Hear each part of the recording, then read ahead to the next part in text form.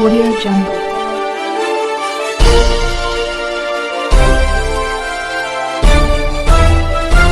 Audio Jungle. अभी आप देख रहे हैं कंचन न्यूज। इसे लाइक शेयर सब्सक्राइब करना ना भूलें ताकि न्यूज का नोटिफिकेशन सबसे पहले आपके पास पहुंचे। अब चलिए खबरें विस्तार से। और नीचे सबको 1 तारीख को चुनाव का 7वां चरण समाप्त होगा। बिहार के मतदाता मालिकों को मैं हृदय से धन्यवाद देता हूं कि उन्होंने शांतिपूर्वक चुनाव संपन्न कराने का काम किया। कांग्रेस के सभी बड़े लीडर्स, तेजस्वी वीरेंद्र वर्कर्स तक को भी मैं हृदय से बधाई और धन्यवाद देता हूं, जिन्होंने बड़ी कड़ी मेहनत की चुनाव में, और निश्चित रूप से परिणाम भी हम लोगों के पक्ष में मिले। 1 तारीख की शाम को जो एग्जिट पोल आया वो बिल्कुल फॉल्स एंड फैब्रिकेटेड है।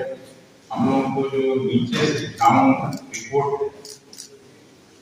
उसके आधार पर मैं आप सब मित्रों को इतना कहना चाहता हूं कि हम लोग अधिकांश सीटों पर महागठबंधन के उम्मीदवार होते हैं, चाहे वो खगड़िया की सीट हो, सीपीएम लड़ी है, चाहे काराकाट की सीट हो जो माले लगी है। उस तरह से राष्ट्रीय जनता दल 1 दर्जन से ज्यादा सीटों पर आगे 6 से 7 सीट निश्चित रूप से कांग्रेस पार्टी जीत रही है, ये मैं बता सकता हूँ।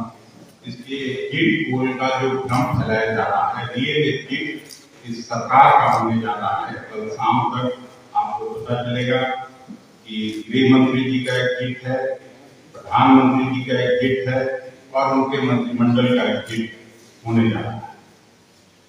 आपको मालूम है कि आदरणीय एआईसीसी के प्रेसिडेंट खड़गे साहब ने 1 तारीख को ही महागठबंधन के सभी महत्वपूर्ण लीडर्स को दिल्ली में अपने आवास पर बुलाया था और फीडबैक लिया था, और जो फीडबैक है उसमें 295 सीट महागठबंधन पूरे देश में जीतने जा रहा है, ये खबर भी आई।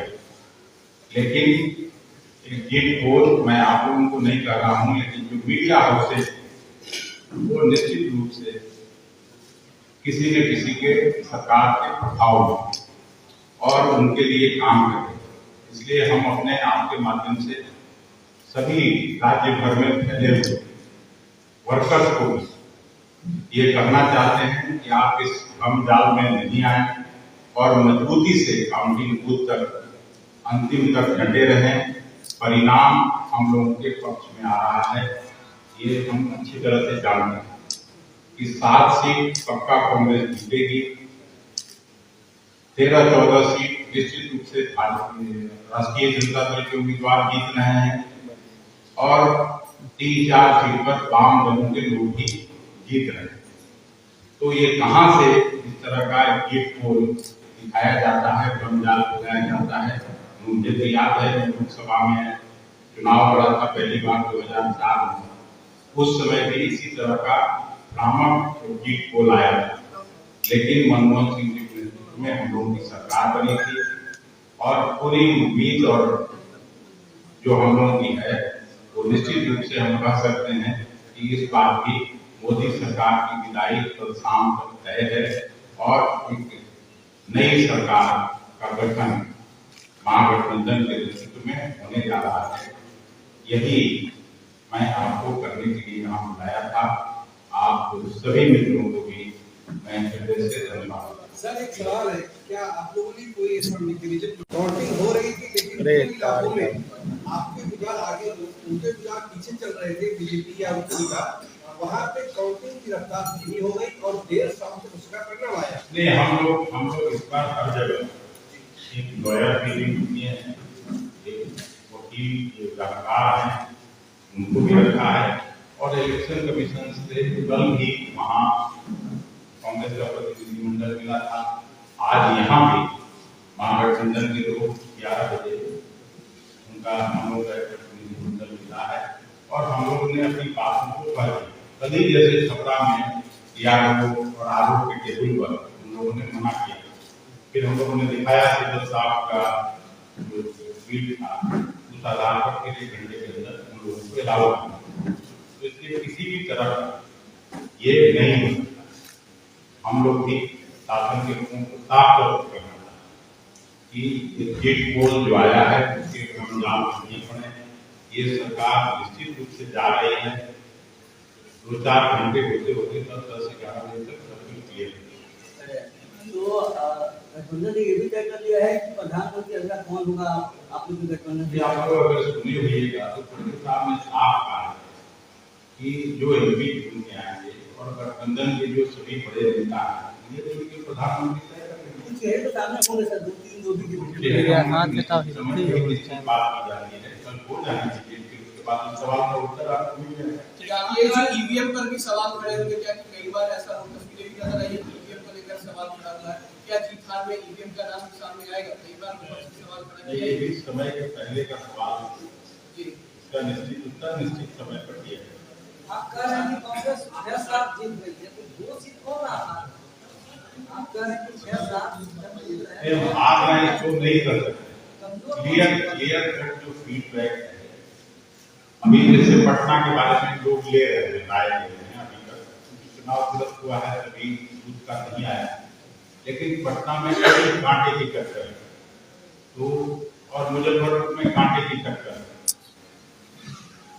वो इधर उधर हो सकता है 10-20 हजार से। मैं ये नहीं कर रहा हूँ, लेकिन बाकी 7 सीटों का साफ अंतर दिख रहा है, उस आधार पर भी कर रहा हूँ। उसमें महाराजगंज भी है अखिलेश जी, उसमें महाराजगंज भी है।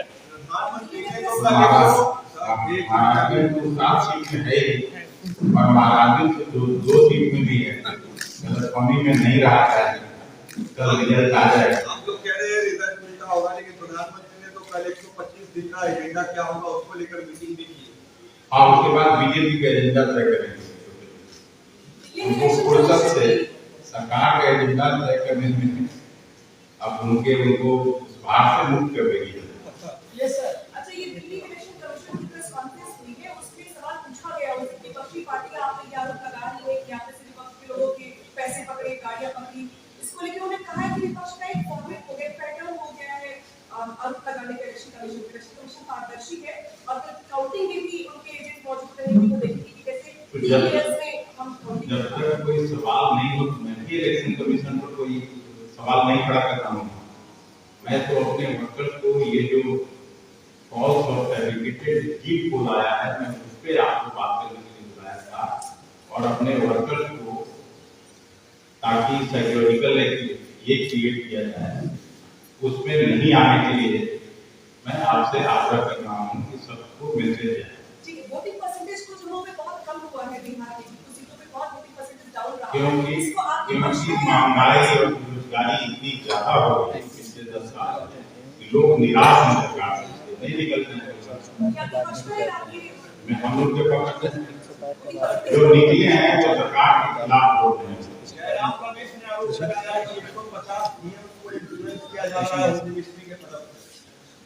तो सरकार सब कुछ करती है, जब चीफ मिनिस्टर को जेल में बंद कर दिया जाता हो, तो ये सबसे छोटी बातें हैं।